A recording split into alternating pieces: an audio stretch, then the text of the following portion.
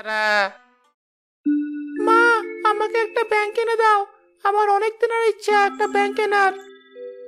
আমার কাছে যে টাকা নেই, তোকে কেমন করে কিনে দেব? তোর বাবাও তো সকালে মাঠে চলে গেছে। তাছাড়া তুই মাটির ব্যাংক নিয়ে কি করবি? কেন? টাকা জমাবো। এরপর যখন ব্যাংকটা ভরে যাবে তখন সেই টাকা দিয়ে অনেক রকম জিনিস কিনবো। পাগল ছেলে, আমরা গরিব মানুষ, দুই বেলা ঠিক মতো খেতে পারি না। তুই ব্যাংকে রাখার টাকা কোথায় পাবি?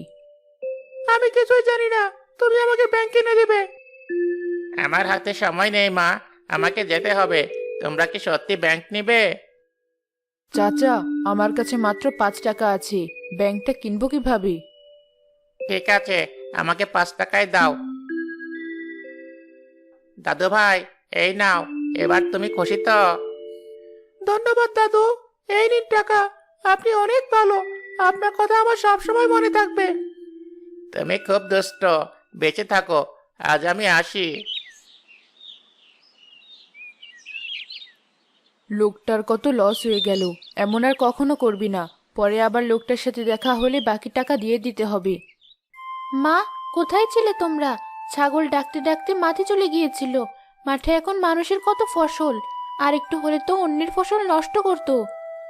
বেশ করেছিস ছাগল বেঁধে রেখে। এই ছেলেটাকে নিয়ে আমার যত জ্বালা, যা বলবে তাই করতে হবে। এ কি ভাই, তোর হাতে এটা কি? মনে হচ্ছে মাটির ব্যাংক। হ্যাঁ আপু, মাত্র 5 টাকা দিয়ে কিনেছি। আজ থেকে এই ব্যাংকে টাকা জমাবো আমরা। তুই ঠিক বলেছিস, কিন্তু টাকা পাবো কোথায়? আমাদের তো টাকা নেই ভাই। তোরা পরে গল্প কর। গরুর দুধটা গোয়ালাকে দিয়ে আমাকে দুটো লাকড়ি এনে দে।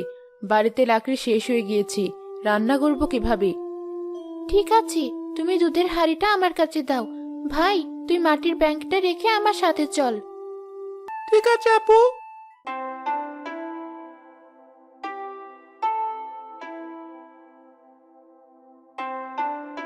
দেখ আপু, পানিতে কত হাঁস। আমাদের যদি এমন হাঁস থাকতো তবে ডিম খেতে পারতাম। কতদিন যে মাছ মাংস ডিম খাইনি। রোজ রোজ শাক আর পেঁপে খেতে ভালো লাগে না। তুই তো জানিস ভাই, বাবা কত কষ্ট করে সংসারটা চালাচ্ছে।